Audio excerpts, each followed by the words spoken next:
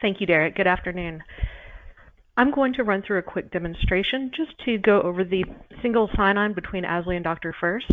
So to begin, I'm going to click the right e-prescription button located right here within my medication screen, which as you can see will launch DrFirst Rcopia in a new tab that brings over all of my patients' demographic information, their insurance, any medications that they may have had entered within our EHR, their allergies and diagnoses.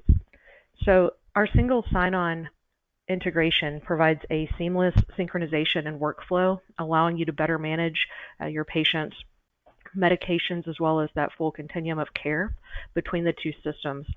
Now, you do have the ability to work out of either one of these in terms of entering any of this information, because as I mentioned, there's a bidirectional synchronization here. So any of this information, the diagnoses, allergies, etc., that are entered within DrFirst will sync back to AZZLY, as well as those in AZZLY syncing into DrFirst.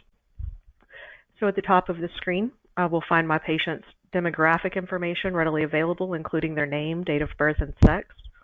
I will also have their address, pharmacy, their prescription benefit information, which will display their copays, deductibles, various tiers of medications, etc. Then down below, I will see any active medications that my patient is currently taking. I do have the ability to review medication history as well. So this would be medication that comes through SureScripts or through the SureScripts database outside of your facility. And you will have the option to view anywhere from 1 month up to 1 year of that medication history. Now that is separate from the PDMP, and the medication history is always available. PDMP is an additional subscription. Again, we have our allergies and diagnoses. So just to quickly go over the process of adding a new medication, I do have the ability to, of course, create a new prescription from scratch where I can search for my medication, the dose, and enter a SIG manually, but we also have the ability to set up favorites by organization, provider favorites, and then also view a list of recently prescribed medications within your organization.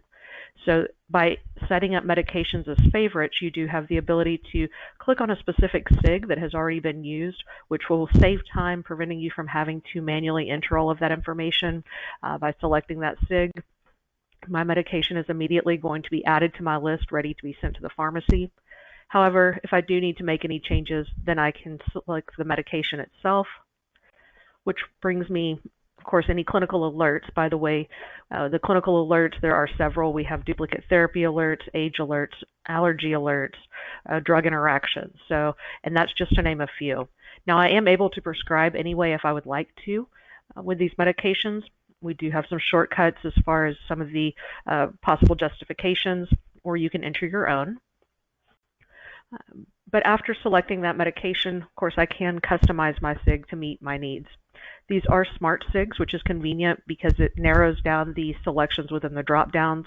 So I only have to choose from those options which are appropriate based on the type of medication that I have ordered.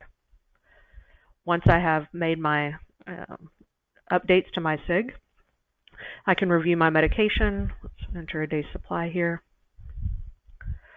Review my medication, where I will be able to see, of course, the medication that I entered, as well as my provider details and the pharmacy that this is being sent to. Once I'm finished entering any of my medications, all I have to do is scroll to the bottom, save my signature password. That will send these medications to the pharmacy. If I would choose to, now I can also choose to print these and not send them. I can sign and not send. So if maybe your patient has some standards that they need to meet before this refill can be made or these medications can be ordered, the provider can go ahead and sign off on these, and then an agent or another user can send the prescription later, which can be helpful. But if I am ready to send my medications to the pharmacy, then by clicking send, those will be sent. And now the medications will be ready for your patient.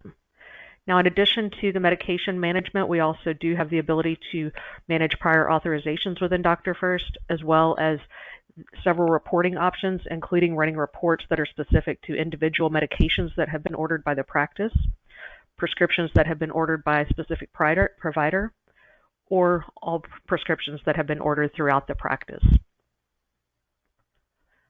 Once I'm finished with my work in DrFirst, by signing out, that will allow the syncing to take place for my medications to display within my patient's chart.